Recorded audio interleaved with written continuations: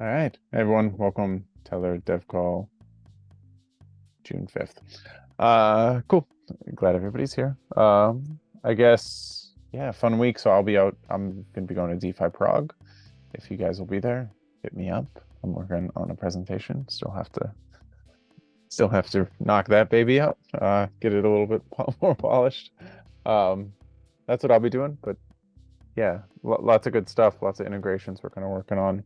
I guess, and then big news, Raft should be launching today or tomorrow with us as a backup.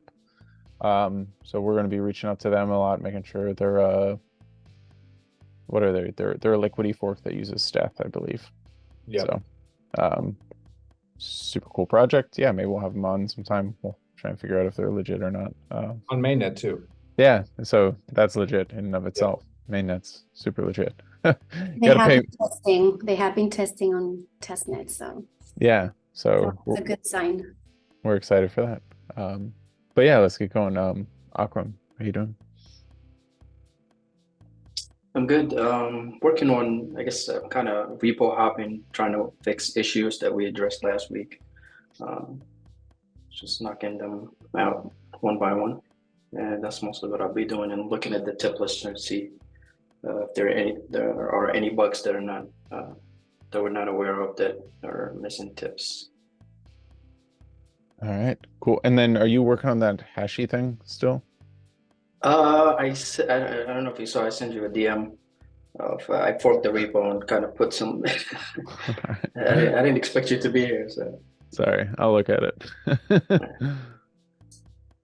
Cool. Yeah, no, that'll be it seems pretty simple though. Just yeah, it is. It's just the block hash to be submitted on chain, and then they would read that, I guess, compare it with the other oracles, since it's a hash aggregator. See if they compare, right? But it seems pretty simple though. Hashy's a bridge aggregator, by the way, for those listening that don't know. I did a deep dive on it, posted it last Friday. If you guys are really curious and want to learn more. Tim, how you doing? Yeah, doing well. So I'm looking at some improvements to the auto tipper bot. It looks like it might be overestimating tips a little bit. And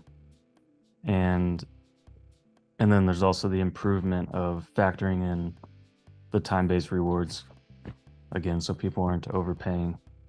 And are you in, if you want to also send people, like if they're using that and they're a liquidity fork, if you want to send them your liquidity auto tipper, I guess you could call it, whatever it is.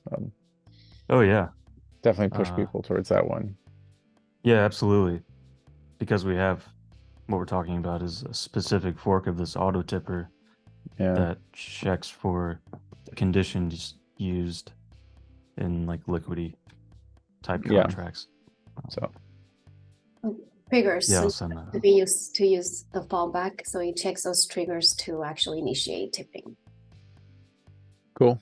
Yeah, it's kind of a more efficient system, so people can just tip when Tellor is going to be used in those liquidity systems. All right, Dan, how's things? Pretty good. Still working on getting all the past transfer events. Have you gotten any? I have not. All right. Let me know. Yeah, I'll hit you up. I think I have a call right after this one, but I'll message you. Maybe I can help you out a little bit. Okay, thanks. Yeah. Or you just want to plan like 11:30? Yeah, that worked. All right. Ryan? Yeah, I'm just gonna I'm gonna work on adding that column for the remaining balance on the table. And then also Dan's video on Defender should be the first rough cut should be coming in like the next couple days. So once that comes in, I'll get to work on that. Nice. And yeah, Dan, if you have like JavaScript questions, Like Ryan's probably your guy. So hit him up. So Mike, welcome back. Good to be back. Yeah. Anything from you or Spuddy over there at the office? I'm right after this call, I'm finally going to click go on publishing the query types article, and then I'll do a tweet thread about it too. And Dan, before I left, we were talking about a Twitter thread about what you're working on too. Is that done on your end? I haven't got a chance to check back in with you and since I've been gone, but I can get that out too. I pretty much have all the steps written out in that doc. All right, so I promise I'll actually finally review like what you wrote and then see where we're at with that. So thanks for doing that. Sounds good. Cool. Spuddy. I'm just I'm trying to find any more issues with these various clients, Telliot, Auto Tipper. I was working on the Auto Tipper in particular, and then we found out about the whole estimating tips too high bug, so ask for Tim's help. I also have a ton of ideas for content, so after we get all the code stuff straightened out, I'll go back to making content on how to use the Auto Tipper. So that's where I'm at. Well, thank you for being on top of it. I know all of this happened during the weekend, so it's very fast of you and very That was awesome. appreciated that you caught it so quickly. Raft. Yes. Raft tipping on mainnet, I think is a great sign for them as a user, probably being the best user. You're number one in our books, guys. Yeah, for sure. Before we sign off, though, I want to go back because it's like half a year now. We're in June, and I feel like all of these dev calls, we're doing a really good job at updating people on what we're doing, but sometimes I feel we don't leave enough context. So just to summarize, basically what we've been working on this year, we've done a Cadena implementation. We're finishing up Polkadot implementation. Cadena has been about 2 months that they've been sort of on almost getting the audit started. So we sort of completed our portion and we're just waiting on them. And then Owen is not here, but he's been working on basically allowing users to augment their security by owning their ID and allowing them to increase the staking amount for the data that they want. I know, Tim, you have been working on decentralizing the data specs into IPFS and creating sort of a register of these IDs and where the data specs are going to be living in IPFS. And then obviously we're always fixing Telliot bugs, which are usually smaller now. They're not really big bugs, but that's and sort of enhancements. And then Dan was just talking about getting transfer information. And the reason he's doing this is because he's trying to basically calculate the voting power of each of the groups. For disputes, as you know, the weights are distributed equally among users, reporters, TRB holders, and the team. And we want to make sure that we sort of track this so that eventually we know how mature the system is. One, we don't want it to get attacked, and two, eventually the team should get out of that voting pool. We're just supposed to be referees. And then obviously we've been working on tooling and for tipping, for our users to tip, tools for people to actually either monitor or tip. Dan worked on basically creating disputable values monitor, but on using Open Zeppelin Defenders, which is point and click. You don't have to run a script. So that's really cool. We also have a script for that, but he did that for us.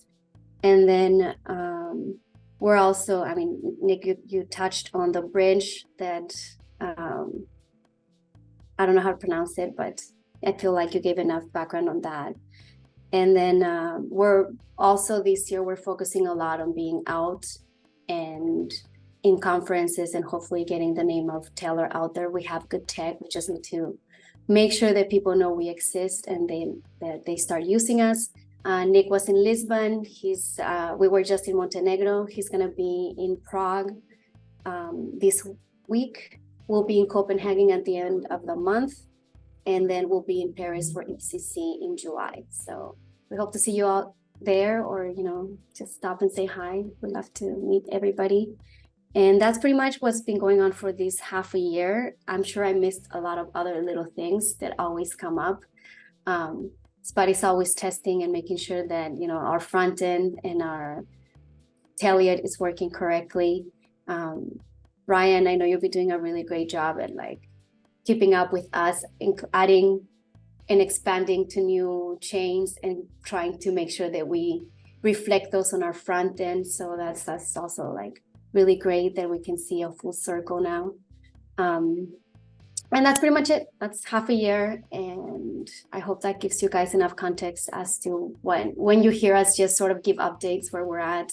Those are the big things that we're sort of focusing on moving towards, and making sure that our users can know about us, that they have all the tooling to actually use us, and that we have all the documentation for them to use us properly and without much hand-holding. But we're happy to hand-hold you, So anyway, that's it.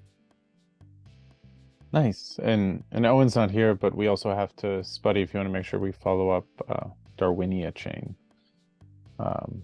Yeah, Darwinia is a parachain. Yeah, and hopefully we get a parachain user. They're reaching out to us, so Owen would be who we need to talk to on that, but he's not here, so we'll make sure we follow up if I'm not here tomorrow. There's also the Reflexer governance vote. Isn't it already through? I don't think so. I feel like they voted on us 4 times. I don't know why. Well, I read this one, and it sounds like this is the official. This is official. Official Tellor is going to be, integrated into Reflexer. So. Super excited. Akram, I haven't heard anything from Cadena. I know 2 weeks ago it was imminent. They were going to start the audit, and then now they're crickets. Very quiet. So. No questions this week. No questions this week, man. Okay. Got to work on that. Not exciting. Anyway, thanks everyone for coming. Thanks for the massive update, Brenda. And yeah, talk to you guys all next week. Welcome.